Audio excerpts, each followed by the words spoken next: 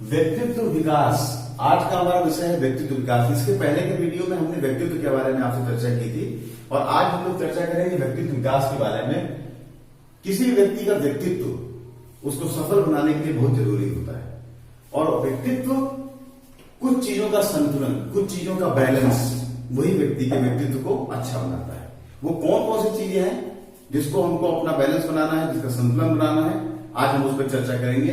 दोस्तों, सबसे पहले अगर देखा जाए तो हमारे इस व्यक्तित्व को बनाने के लिए हमारा शरीर सबसे इंपॉर्टेंट है, क्योंकि अगर शरीर ही नहीं होगा तो हम कोई काम नहीं कर पाएंगे। तो सबसे पहले एक स्वस्थ शरीर हमारे व्यक्तित्व के लिए बहुत आवश्यक है। अब इस शरीर को ठीक रखने के लिए, स्वस्थ रखने के लिए हमको कुछ चीजों का ध्यान रखना है। आहार, आराम, व्यायाम। आहार से तात्पर्य यह है कि जैसा कि आप जानते हैं कि सात्विक, राजसी और तामसी 3 प्रकार का भोजन होता है।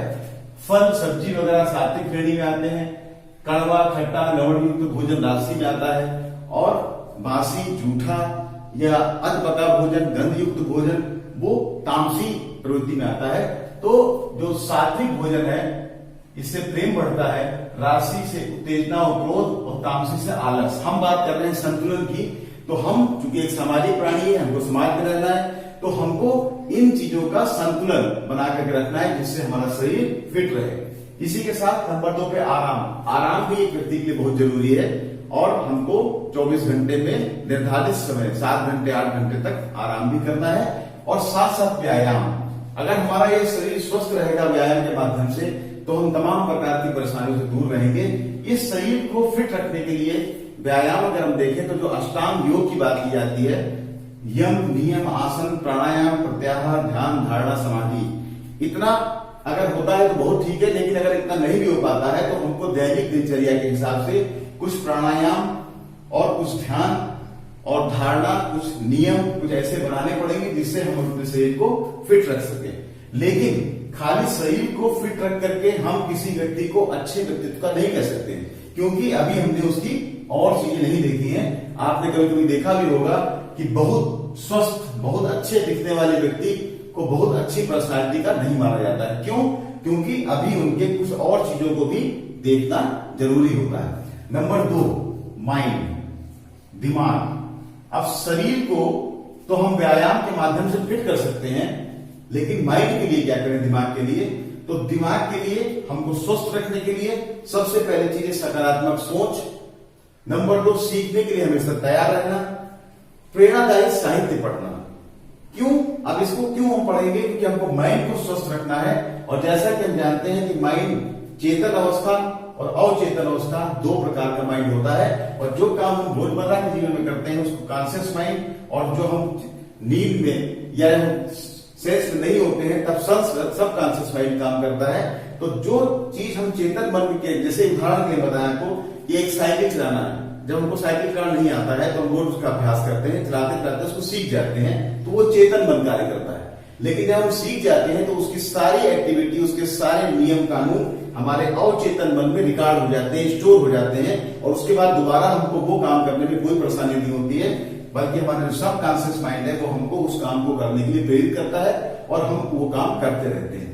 तो अपने माइंड को स्वस्थ रखने के लिए हमको सकारात्मक सोच रखनी है, सीखने के लिए हमेशा तैयार रहना है, क्योंकि जितना हम सीखेंगे उतना ही हम आगे बढ़ेंगे। नंबर 3 चीज, अब आपने देखा होगा कि दिमाग, हमने पहले आपसे कहा कि शरीर बहुत अच्छा है लेकिन अच्छा व्यक्तित्व नहीं कहा जा सकता है, क्योंकि हमको और 3 चीजें भी देखनी है। वही चीज यहां पर है कि अगर माइंड बहुत अच्छा है, दिमाग का कोई बहुत तेज है, तो हम उसको अच्छे व्यक्तित्व नहीं कह सकते हैं, क्योंकि कभी कभी इस अच्छे दिमाग को हम गलत प्रयोग भी कर सकते हैं। नंबर 3 चीज, हार्ट। अब अगर हम तीसरी चीज देखें तो हृदय। हृदय एक ऐसा कुआं है जिसमें से जितना पानी निकाला जाएगा उतना साफ रहेगा और जितना उसमें पानी नहीं निकालेंगे उतना पानी वो गंदा हो जाएगा। गांव में आपने देखा होगा कि जिस कुएं से पानी निकाला जाता है वो कुआं साफ रहता है, उसका पानी भी पीने योग्य होता है, और जिस कुएं से पानी निकालना छोड़ दिया जाता है वो कुआं पीने योग्य नहीं रहता है। सेम उसी प्रकार हमारा जो हृदय है, इससे भी जब दूसरे के लिए प्रशंसा, दूसरे के लिए विनम्रता, दूसरे के साथ सहयोग और दूसरे के प्रति करुणा, बच्चों के प्रति, महिलाओं के प्रति आदर, जब बहुत सारी चीजें हम करेंगे तो हम दूसरे से प्रशंसा भी पाएंगे, हम दूसरे से विनम्रता भी पाएंगे। इस प्रकार हम जैसा देंगे हमको वैसा ही मिलेगा। तो हमारा जो हृदय है ये भी हमारे इस व्यक्तित्व को विकसित करने में बहुत जरूरी है। नंबर 4 जो आखिरी चीज है वो है सोल, आत्मा, आध्यात्मिक विकास, जिसको हम प्रार्थना, चिंतन, गहराई से सोचना आदि के द्वारा कर सकते हैं। हम एक छोटी सी कहानी आपको बताना चाहेंगे कि एक राजा की 4 रानियां थी और राजा के अंतिम समय जब उनकी मृत्यु आई तो उन्होंने रानियों को बैठाया और उनसे पूछा कि भाई आप में से कौन मेरे साथ चलना चाहता है, मैं यहां से अब जाने वाला हूं, मेरे साथ कौन चलेगा? तो कोई तैयार नहीं हुआ। एक रानी पहली आई, उसने कहा कि मैं जैसे ही आप खत्म होंगे वैसे मैं आपका साथ छोड़ दूंगी। दूसरी रानी ने तो उन्होंने कहा कि मैं तो आपको बहुत मानता था, मैंने आपके लिए पूरे जीवन सब कुछ किया। तो उसने कहा नहीं, हम जो है आपको जैसे ही आपके प्राण निकलेंगे वैसे ही आपका हम साथ छोड़ देंगे। तो उन्होंने दूसरी रानियों से कहा, तो दूसरी रानी ने कहा कि ठीक है, आप उनको बहुत मानते थे, हम इतना कर सकते हैं कि हम आपके जाने के कुछ समय तक आपके साथ में चल सकते हैं, रह सकते हैं, लेकिन उसके बाद हम भी आपका साथ छोड़ देंगे। तब उन्होंने तीसरी रानी से कहा कि आप बताइए, जिसको वो थोड़ा कम मानते थे। तो उसने कहा भाई देखिए ऐसा है कि हम आपके साथ जहां पर आपकी अंत्येष्टि होनी है वहां तक जा सकते हैं, उसके आगे आपके साथ हम नहीं जाएंगे। फिर उन्होंने उस रानी से पूछा जिसको वो कभी नहीं बोलते थे, कभी उसके पास नहीं जाते थे, उसको कोई महत्व नहीं देते थे। उसने कहा कि मैं आपके साथ चलूंगी और जहां तक आपकी यात्रा होगी मैं पूरी यात्रा में आपके साथ रहूंगी। दोस्तों 4 रानियां और कोई नहीं बल्कि पहली रानी उसका खुद का शरीर था जो किसी की मृत्यु होते उसका साथ छोड़ देता है।